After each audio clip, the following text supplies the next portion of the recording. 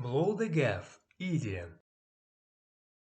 The idiom blow the gaff means to reveal a secret or disclose confidential information, often unintentionally or unexpectedly. This phrase is primarily used in British English and has its roots in the criminal underworld of the 19th century. Here are a few examples to illustrate this idiom. Example 1. Context: a surprise party is being planned for a friend.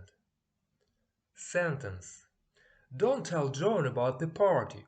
We don't want anyone to blow the gaff. Example 2.